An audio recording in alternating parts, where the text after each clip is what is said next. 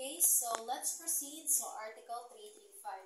So, para di mo matingala, walay title nga Article 335, it's because ang Article 335 gi-repealed ani nga RA 8353. So, meaning, gipawalang bisa siya ani nga RA.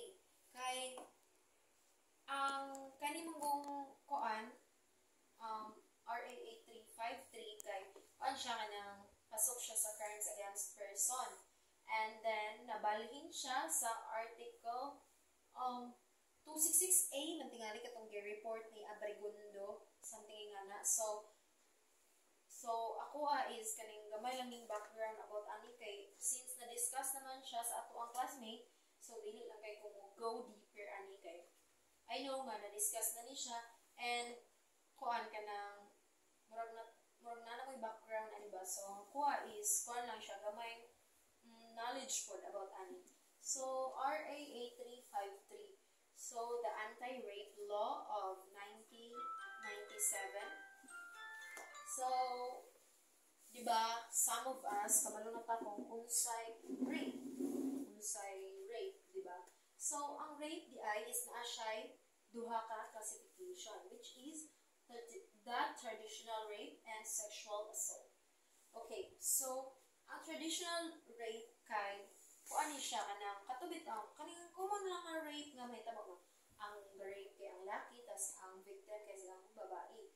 So kung ang traditional rape na siya circumstances na maingon nato siya traditional rape ni ang hitabo sa iya. So mo ni siya ang nahitabo sa traditional rape. So, threat or intimidation. Kung may nagtag threat or intimidation, kay isa rin, kanina bitang, murag hulgaon ka ba or hadlukon ka sa kanang garit ni mo. Like, sige, kukutugan ka, ingani, patyo na ko mong kuan, or kung dili ka magpakuan, ning ana ba? Something na threat, na siya threat, pagpanghadlok or pagpalhulga sa imuha. So, next is deprive of reason or unconscious. So, meaning, mo yung tag-deprive of reason kay something bitaw nga wala ka sa imong tarong nga panghuna-huna.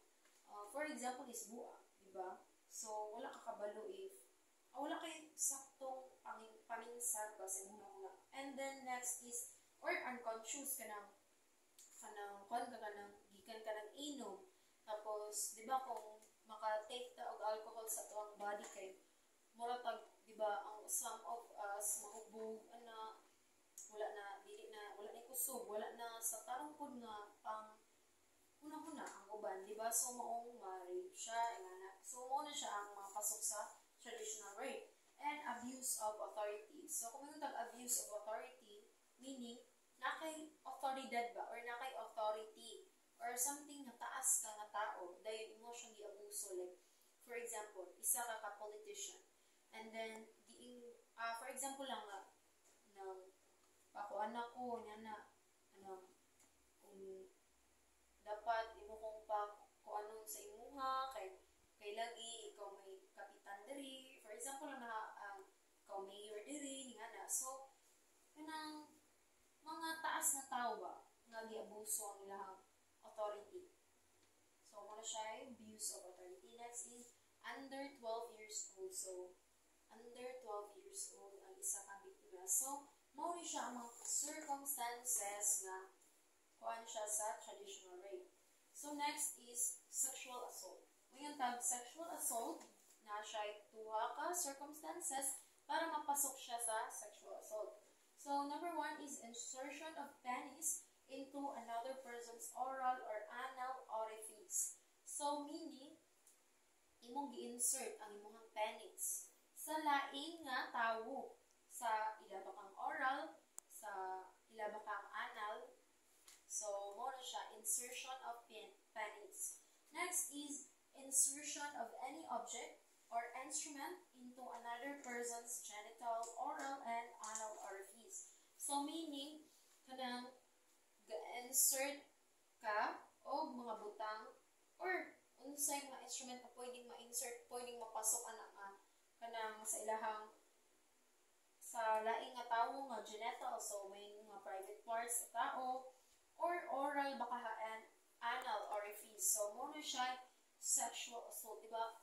So, dapat na siyang difference kay ang sexual assault, mura ito siya kanang worst na bito ka nga pagka-rape, like, mura brutal kay ba nga, ipasla ka na kagkahoy sa imong private parts, so mura siya sexual assault. So, I think that's all for tonight. Maulang to ang ako ang report, and then, I hope you learned from my kanang discussion.